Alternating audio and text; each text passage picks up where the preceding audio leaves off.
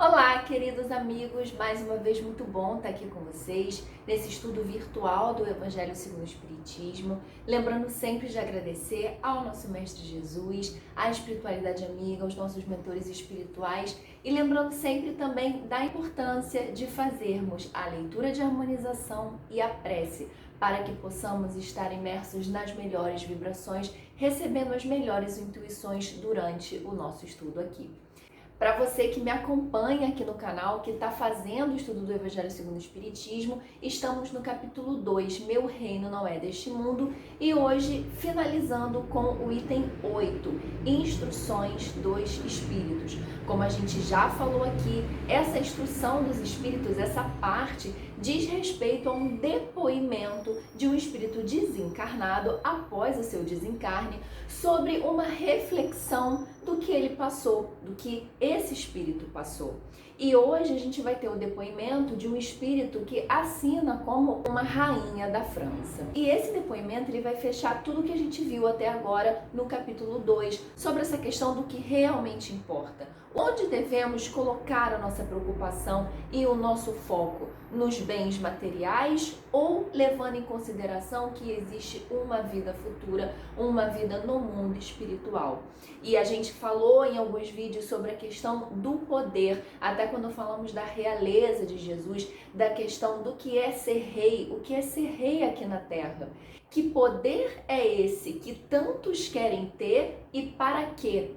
Por que tanta atitude, por que tantas ações em prol de mais poder, sempre mais poder? É por causa de uma valorização extrema dos bens terrenos. É como faziam os antigos faraós, que preparavam verdadeiros recintos de conforto para que quando desencarnassem, continuassem usufruindo de todas aquelas coisas no mundo espiritual. E André Luiz, eu sempre falo dele aqui, falo muito do livro Nosso Lar, mas vários outros livros trazidos por ele falam dessa temática, né, de como é o mundo espiritual. Esses livros vão nos mostrar como é o impacto de alguns dos espíritos que, após desencarnarem, se veem numa situação totalmente diferente do que eles esperavam ou do que eles imaginavam enquanto estavam encarnados. E isso acontece muito, porque muitas pessoas que ignoram o que vai acontecer, elas vão se preocupar em acumular esses bens, elas vão se preocupar excessivamente com a aparência,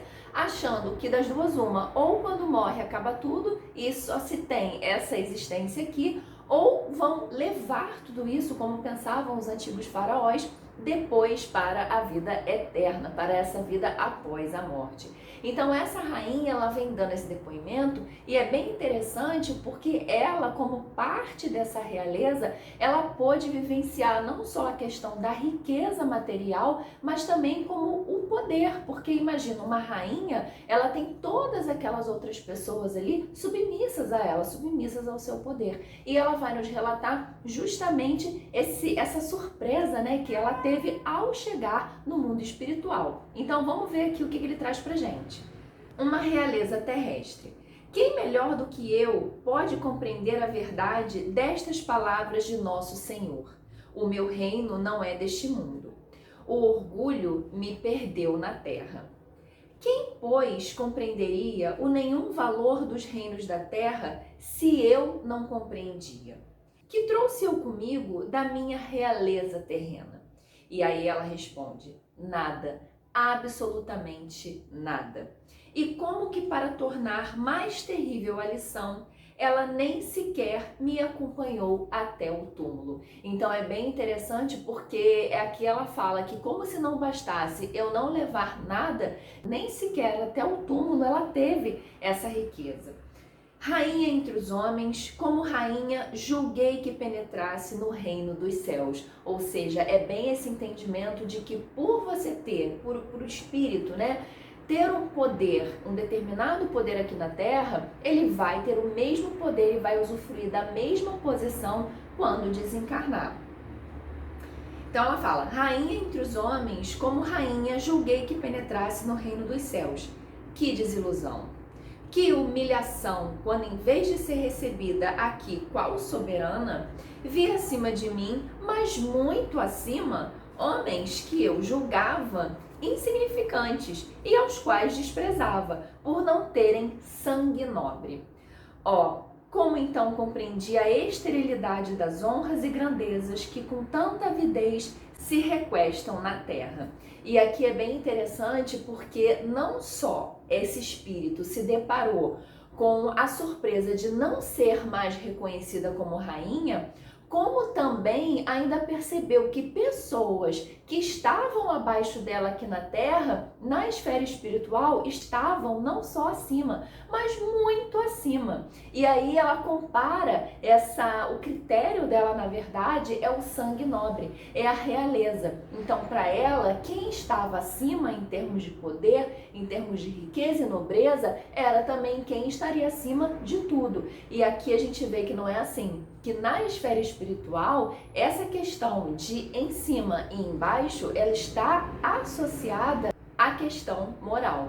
E depois ela usa um termo que é bem interessante, que ela fala: como então compreendi a esterilidade das honras e grandezas. Ou seja, esse termo estéril, né, é que ele não dá frutos, ou seja, ele não rende nada. Então, de nada serve essas honras e grandezas que ela tinha tanta avidez e que são tão apreciadas e tão valorizadas na terra.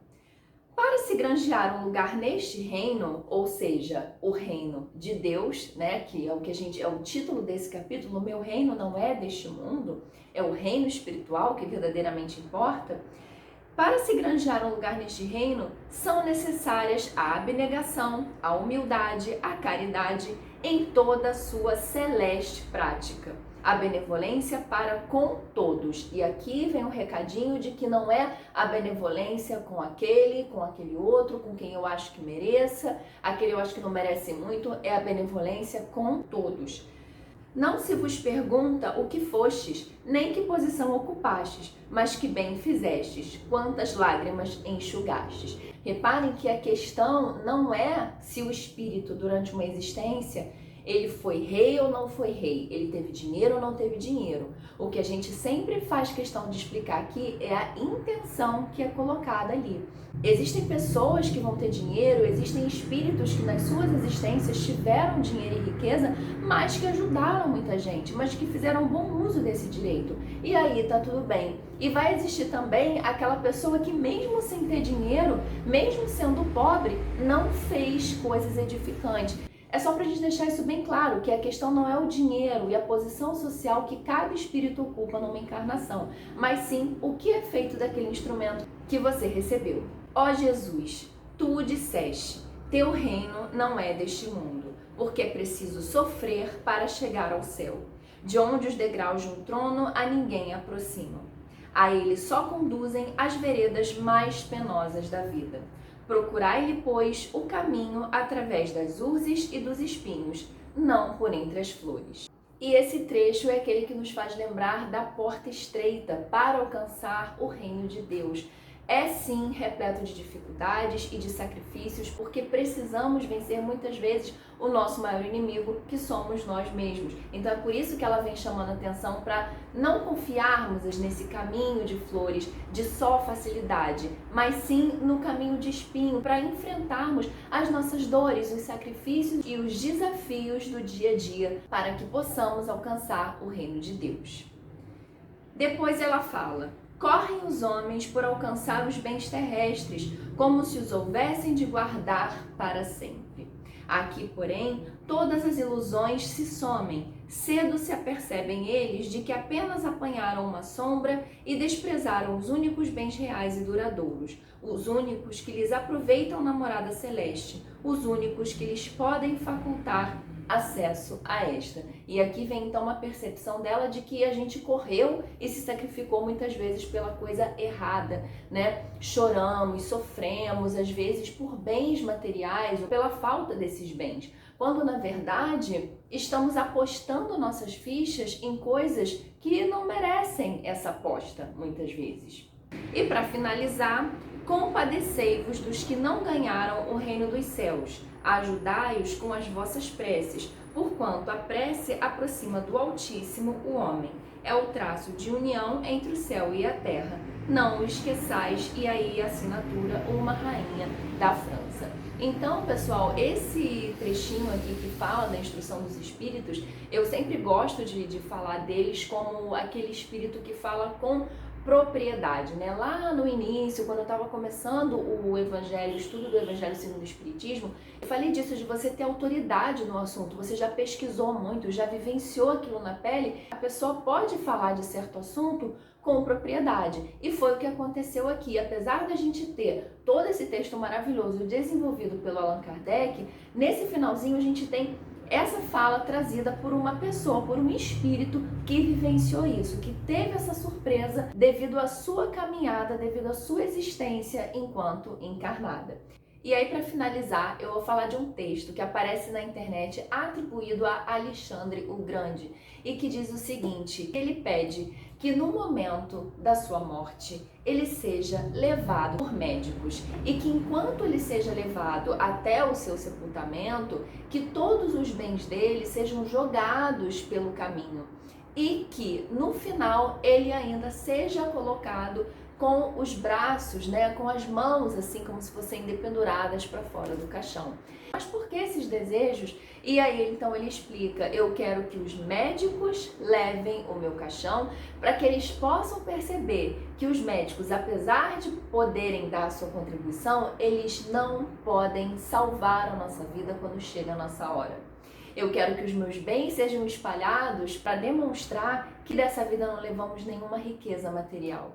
E as minhas mãos para fora, né? E aí eu também estou falando para vocês do meu jeito, né? As mãos para fora para que mostrasse que viemos a esse mundo com as mãos abanando, né, sem ter nada, e voltamos à pátria espiritual da mesma forma. Então, que a gente possa levar essa mensagem trazida não só pela espiritualidade, mas agora finalizando também, como eu falei, com esse texto atribuído a Alexandre o Grande, para que possamos ressignificar a nossa existência aqui, para que possamos dar valor ao que realmente interessa, para que a gente não chegue lá na pátria espiritual e fiquemos surpresos: nossa, mas na Terra eu fui isso, eu fui o chefe tal, eu fui presidente de tal coisa, eu fui dona daquela empresa, eu fui muito rica, eu fui muito linda, e aí a gente chega na pátria espiritual e tá ali numa condição que de repente vamos estranhar. Então já vamos tendo essa reflexão e assumindo essa condição de espíritos e que estamos aqui cumprindo um papel, aprendendo, e que dessa vida vamos levar as consequências de tudo que fizemos aqui, as coisas boas, mas também as coisas ruins.